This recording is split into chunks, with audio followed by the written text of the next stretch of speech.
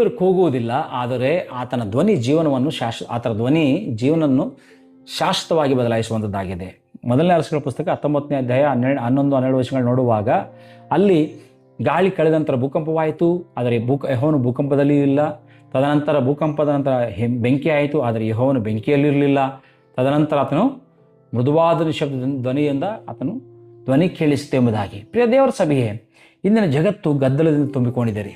ಮೊಬೈಲ್ನ ಶಬ್ದ, ಸುದ್ದಿಗಳ ಶಬ್ದ, ಸಾಮಾಜಿಕ ಜಾಲತಾಣಗಳ ಶಬ್ದ, ಚಿಂತೆಗಳ ಶಬ್ದ, ಭಯದ ಶಬ್ದ, ಸಾಲದ ಶಬ್ದ, ಇವೆಲ್ಲ ಅನೇಕ ಶಬ್ದಗಳನ್ನು ತುಂಬಿಕೊಂಡಿದೆ.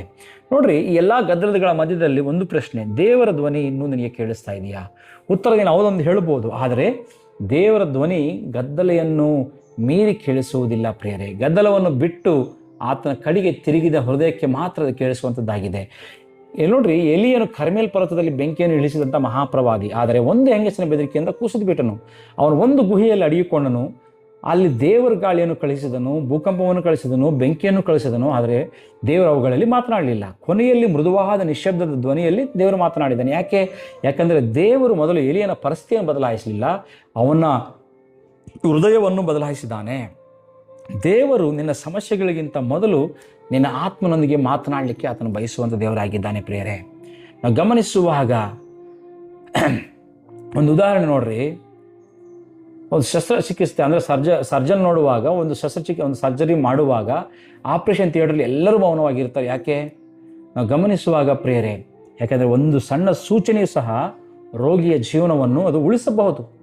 ಅದೇ ರೀತಿಯಲ್ಲಿ ದೇವರು ನಮ್ಮ ಜೀವನದ ಮೇಲೆ ಆತ್ಮೀಯ ಶಸ್ತ್ರಚಿಕಿತ್ಸೆ ಮಾಡುವಾಗ ಆತನು ಗದ್ದಲದಲ್ಲಿ ಮಾಡುವಂಥ ದೇವರಲ್ಲ, ನಿಶ್ಶಬ್ದದಲ್ಲಿ ಮಾತನಾಡುವಂಥದ್ದಾಗಿದ್ದಾನೆ ಪ್ರಿಯರೇ. ಅದೇ ರೀತಿಯಲ್ಲಿ ಬಹುಶಃ ಒಂದು ವೇಳೆ ನಮ್ಮ ಜೀವನದಲ್ಲಿ ನೀನು ದೇವರು ಮಾತನಾಡ್ತಿಲ್ಲ ಎಂದು ಭಾವಿಸ್ತಾ ಇರ್ಬೋದು, ಆದರೆ ಪ್ರಶ್ನೆ ಇದು ಅಲ್ಲ. ದೇವರು ಮಾತನಾಡ್ತಾ ಇದ್ದಾನೆಯೋ? ಅದಲ್ಲ ಪ್ರಶ್ನೆ. ಪ್ರಶ್ನೆ ಏನೆಂಬುದಾಗಿ ನೋಡುವಾಗ, ನನ್ನ ಹೃದಯ ಕೇಳುವ ಸ್ಥಿತಿಯಲ್ಲಿದೆಯಾ? ಇದು ಪ್ರಶ್ನೆ ಆಗಿದೆ.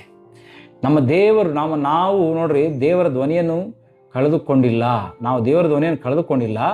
ದೇವರ ಧ್ವನಿಯನ್ನು ಮುಚ್ಚುವಷ್ಟು ಲೋಕದ ಗದ್ದಲವನ್ನು ನಮ್ಮ ಜೀವನಕ್ಕೆ ಆಹ್ವಾನಿಸಿದ್ದೇವೆ. ಇದು ಸತ್ಯ. ಬೈಬಲ್ ಮುಚ್ಚಿದರೆ ದೇವರ ಧ್ವನಿ ದೂರ ಆಗುತ್ತದೆ. ಪ್ರಾರ್ಥನೆ ನಿಂತರೆ ಆತ್ಮದ ಕಿವಿಗಳು ಮುಚ್ಚಲ್ಪಡುತ್ತವೆ. ಇದು ದೇವರು ನಮಗೆ ಹೇಳ್ತಿರುವಂಥ ಮಾತೇನೆಂಬುದಾಗಿ ನೋಡುವಾಗ, ನನ್ನ ಧ್ವನಿಯನ್ನು ಕೇಳು, ನಿನ್ನ ಭಯವು ಕರಗುತ್ತದೆ. ನನ್ನ ಧ್ವನಿಯನ್ನು ಕೇಳು, ನಿನ್ನ ದಿಕ್ಕು ಸ್ಪಷ್ಟವಾಗುತ್ತದೆ. ನನ್ನ ಧ್ವನಿಯನ್ನು ಕೇಳು, ನಿನ್ನ ಜೀವನ ಹೊಸದಾಗಿ ಆರಂಭವಾಗುತ್ತದೆ. ಪ್ರಿಯ ಸಹೋದರಿಯರು, ಇವತ್ತು ನೋಡ್ರಿ, ಕೊನೆಯದಾಗಿ ದೇವರ ಧ್ವನಿಯನ್ನು ಯಾವಾಗ ಸ್ಪಷ್ಟವಾಗಿ ಕೇಳಿದ್ದೆ? ಒಂದು ಪ್ರಶ್ನೆ ಹಾಕೊಳ್ಳೋಣ. ನಿನ್ನ ಜೀವನದಲ್ಲಿ ದೇವರ ಧ್ವನಿಗಿಂತ ಲೋಕದ ಧ್ವನಿ ಹೆಚ್ಚಾಗಿದೆಯಾ? ಇದು ದೇವರ ವೇದಿಕೆ ನಿಮ್ಮನ್ನು